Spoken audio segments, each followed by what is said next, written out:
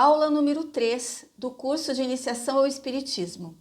As aulas serão publicadas todas as terças-feiras às 19 horas. Então, para você não perder nenhuma, inscreva-se no canal e acione o sininho. Aí você vai receber notificações do YouTube das próximas publicações. E se você gostar do que vai ouvir, deixe seu like, porque isso mostra para a plataforma que o conteúdo é relevante e aí o material é entregue para mais pessoas. E dessa forma a gente divulga a doutrina espírita para mais gente e leva a luz aonde existem trevas, que esse é o objetivo do canal. Bom, o tema que vamos abordar hoje, nesta terceira aula, é sobre a criação divina.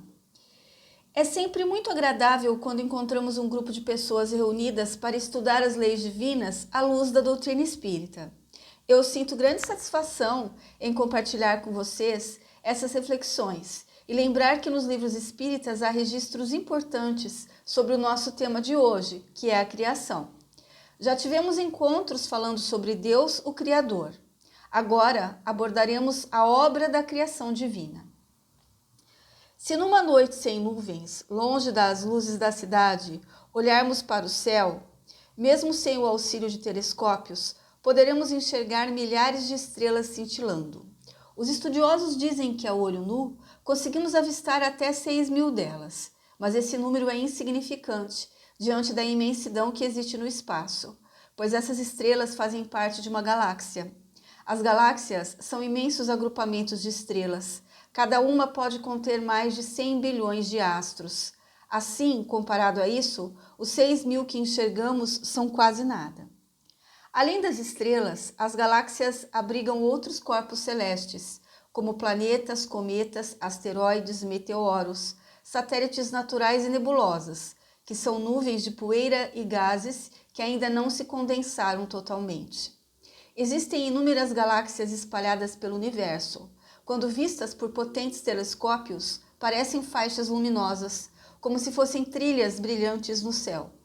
À primeira vista, dá a impressão de que os astros estão dispersos, mas há enormes distâncias entre eles, medidas não em quilômetros, mas em anos-luz. A distância que a luz percorre em um ano, movendo-se a 300.000 quilômetros por segundo. Nosso planeta Terra faz parte de uma galáxia chamada Via Láctea, que tem forma espiralada e reúne cerca de 250 bilhões de estrelas e outros corpos celestes. Seu diâmetro, de uma extremidade a outra, mede aproximadamente 100.000 anos-luz. É uma grandeza que a nossa mente sequer consegue conceber. Além da Via Láctea, existem incontáveis outras galáxias, em todas as direções, compondo um universo sem fim.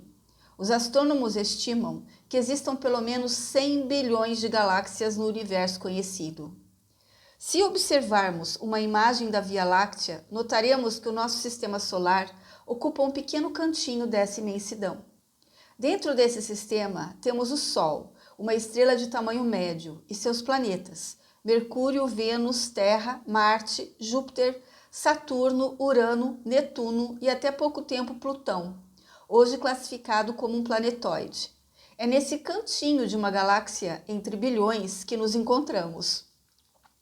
Diante dessa grandiosidade, é natural sentirmos curiosidade. Como tudo isso se formou? De que maneira teve início o universo e a vida, inclusive aqui na Terra? Ainda não possuímos o conhecimento pleno para compreender todos os detalhes, pois nossa inteligência ainda está em desenvolvimento. Mas, à medida que a humanidade evolui, a ciência avança e a tecnologia se aprimora, vamos desvendando aos poucos esses mistérios. Além disso, não devemos esquecer que revelações espirituais sempre aconteceram e podem trazer mais informações no futuro. Os segredos da criação fazem parte de uma obra grandiosa da vontade divina. Com o tempo, vamos compreendendo fragmentos desse processo. E o que a ciência diz sobre isso? Ela adota uma postura agnóstica, ou seja, não considera a hipótese de Deus. Isso não significa que negue, mas apenas que não trabalha com essa ideia, limitando-se aos fatos materiais e observáveis. A ciência entende que o absoluto está além da capacidade de compreensão humana e, por isso, prefere estudar o que é possível investigar. Assim fala em Gênese, que significa origem, mas evita usar o termo criação, pois isso pressuporia um criador, o que não faz parte do seu campo de estudo. No entanto, busca entender o princípio das coisas por meio de disciplinas como a astronomia, que examina os astros e seus movimentos, a geologia, que estuda a estrutura da Terra e as fases de sua formação, a biologia, que investiga a origem e a evolução dos seres vivos e suas leis naturais, a antropologia, que pesquisa o ser humano e suas sociedades, e a paleontologia, que se dedica aos fósseis, restos de seres que viveram há milhões de anos.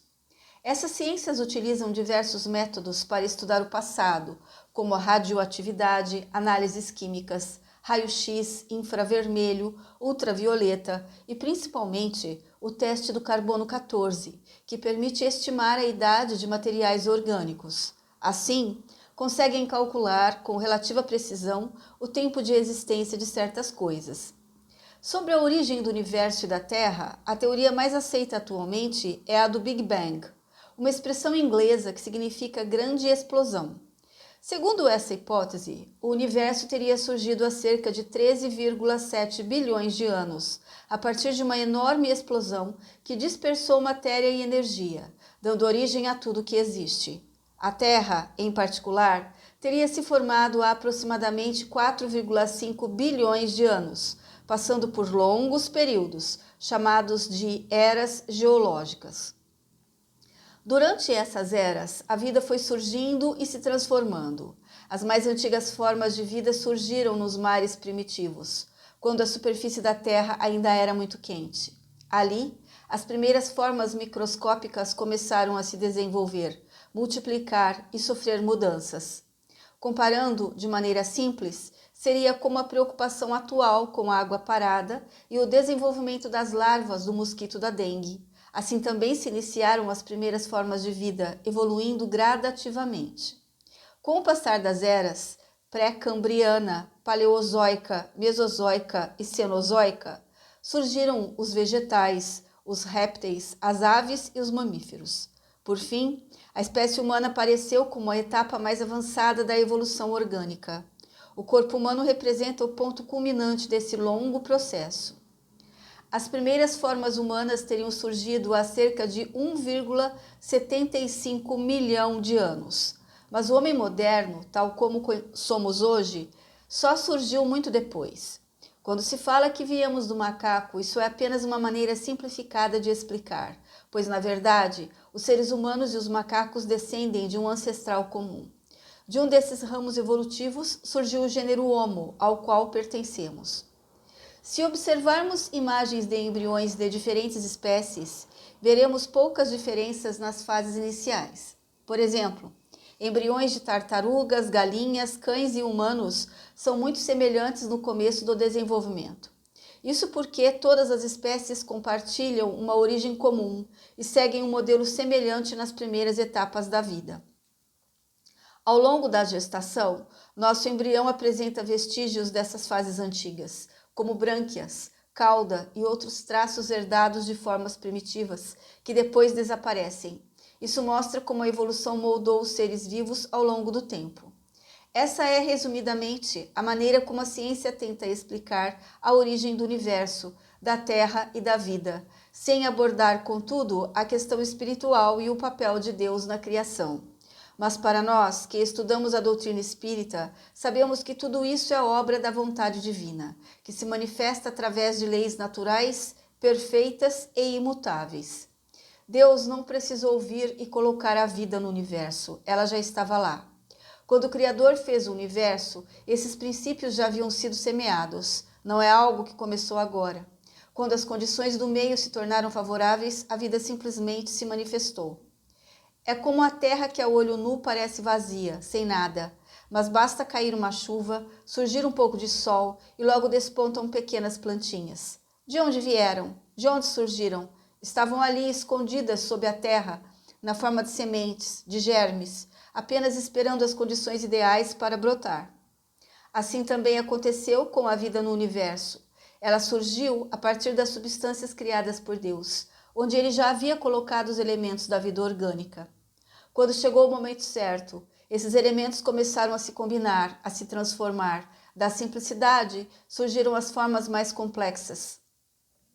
O Espiritismo nos ensina que Deus é o Criador e que a vida teve sua origem a partir daquilo que Ele deixou preparado no universo.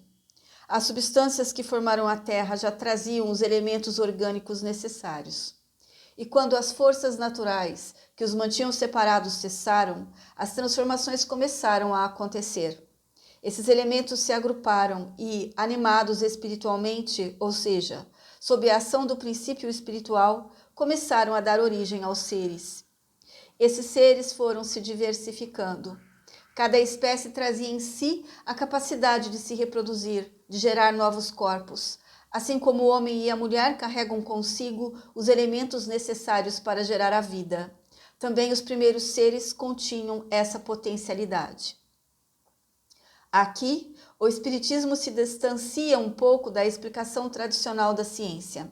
Enquanto a ciência afirma que a vida surgiu num ponto específico e dali se espalhou, o Espiritismo admite que ela pode ter surgido em vários pontos do planeta e em épocas diferentes, mas sempre da mesma espécie, porque as diferenças entre os povos, entre as raças, são resultado da adaptação ao meio ambiente, às condições onde se desenvolveram.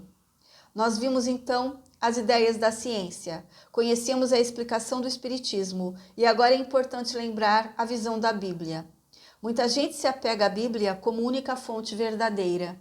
Se não estiver escrito ali, não aceitam as descobertas da ciência ou os esclarecimentos do Espiritismo. Mas é preciso entender que a Bíblia é uma coletânea de livros muito antigos, escritos pelo povo israelita, numa época em que o conhecimento sobre a natureza era limitado. O homem da época observava os fenômenos naturais, mas não sabia explicá-los. E dentro de suas potencialidades, criou imagens, metáforas, lendas, para tornar esses mistérios mais compreensíveis. Como acontece, por exemplo, entre os nossos povos indígenas. Para explicar as estrelas no céu, contam que certa vez, um jovem pegou mel, passou na ponta de suas flechas, colou pequenos vagalumes e as lançou para o céu escuro. E lá, os vagalumes ficaram a brilhar. Era a maneira que tinham de explicar aquilo que não conseguiam compreender. Da mesma forma, a Bíblia apresenta o livro do Gênesis, que significa origem. Ali se ensina que tudo foi criado por Deus: o sol, a lua, as estrelas, a terra, as plantas, os animais e, por fim, o homem e a mulher. Conta-se que Deus criou tudo em 6 dias e descansou no 7º.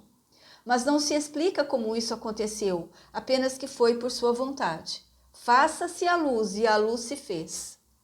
É uma linguagem simbólica, própria de um tempo em que a humanidade ainda não estava preparada para entender conceitos mais profundos. Na criação do homem, o texto diz que Deus o formou do barro da terra. Adão, que significa barro, simboliza isso. E depois soprou-lhe o espírito de vida, mas Adão estava sozinho. Então conta-se que Deus o fez adormecer e retirou uma costela de seu corpo, da qual formou Eva, a mulher. Essa história teria se passado, segundo a Bíblia, cerca de 4.000 anos antes de Cristo. Somando-se os 2.000 anos de Cristo até hoje, teríamos apenas 6.000 anos de história humana, o que sabemos, pelas evidências arqueológicas e antropológicas, ser muito mais antigo. Então, se aceitarmos o contexto bíblico ao pé da letra, teremos dificuldades para explicar certas coisas. Mas se entendermos a linguagem simbólica, podemos encontrar ali um ensinamento espiritual precioso. Os 6 dias da criação podem ser interpretados como 6 eras, 6 períodos imensos de transformação. A ciência reconhece que o mundo passou por diferentes eras geológicas, então é possível imaginar que os dias de Deus sejam, na verdade, vastos períodos de tempo. Dizer que o homem foi criado da terra também é coerente, porque o nosso corpo físico é formado pelos mesmos elementos encontrados no solo, na água, no ar. Quando morremos, esse corpo retorna à terra, reafirmando essa origem comum. Sobre a costela de Adão, pode haver também um simbolismo. Durante muito tempo, a mulher foi colocada em posição inferior ao homem. Mas a história bíblica poderia estar querendo mostrar que ambos pertencem à mesma essência, à mesma substância, que são iguais, complementares e devem caminhar lado a lado, não um acima do outro. Quando seguimos a narrativa bíblica, encontramos algumas questões intrigantes. Adão e Eva tiveram 2 filhos, Caim e Abel. Caim matou Abel e foi expulso do Éden. E diz a Bíblia que ele tinha medo de ser morto por outros. Mas que outros?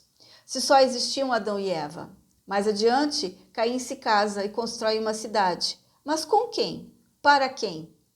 Se entendermos isso como um símbolo, representando os primeiros grupamentos humanos, faz mais sentido. Quando Caim deixa aquele ambiente considerado um paraíso, o Éden, ele encontra outros agrupamentos, outras tribos, outras famílias já existentes em outras regiões. E o dilúvio? A Bíblia relata um grande dilúvio que cobriu toda a terra durante 40 dias e 40 noites. Mas quando se verifica a quantidade de água necessária para cobrir montanhas de mais de 7.000 metros de altura, percebe-se que seria impossível. Mesmo nas regiões onde mais chove, a precipitação anual não ultrapassa 5 metros. Além disso, a arca construída por Noé teria abrigado um casal de cada animal do planeta, o que também se torna inviável, considerando as milhões de espécies existentes e as necessidades básicas de espaço e alimento. O mais provável é que a narrativa do dilúvio refira-se a um acontecimento regional, numa área habitada pelos povos hebraicos, um período de chuvas intensas que inundou aquela região e que foi registrado pela tradição oral e mais tarde pelos textos bíblicos. Essas histórias antigas podem conter, sim, um fundo de verdade, mas foram transmitidas de geração em geração, muitas vezes modificadas, adornadas com elementos simbólicos, ajustadas à mentalidade da época. Por isso, é importante respeitar os ensinamentos bíblicos, compreendendo seu valor moral e espiritual, mas sabendo que a explicação mais completa e racional vem da união do conhecimento espiritual trazido pelo Espiritismo e da ciência, que revela as leis que regem o mundo físico. Assim, podemos entender melhor nossas origens e valorizar o plano divino que conduz com sabedoria a marcha da humanidade. E assim, com a mente tranquila e o coração agradecido, vamos encerrar a nossa aula de hoje com uma prece sobre a criação. Fechemos os olhos, serenemos os pensamentos e elevemos nosso sentimento a Deus, nosso Pai de bondade infinita. Senhor da vida, inteligência suprema e causa primária de todas as coisas, nós te agradecemos pela grandeza da criação que nos envolve e sustenta. Ao contemplarmos a harmonia do universo, os traços que bailam no infinito, os mundos que povoam a imensidão, sentimos a tua presença amorosa em cada detalhe da existência. Obrigado, Pai, pela terra generosa que nos abriga, pelo ar que respiramos, pela luz que nos guia e pelas leis sábias que regem toda a criação, ensinando-nos ordem, beleza e amor. Que possamos reconhecer tua obra em cada amanhecer, em cada flor que desabrocha, em cada vida que se manifesta. E que, tocados por essa grandeza, aprendamos a valorizar a natureza, a respeitar os seres que a habitam e colaborar no progresso moral e espiritual do mundo.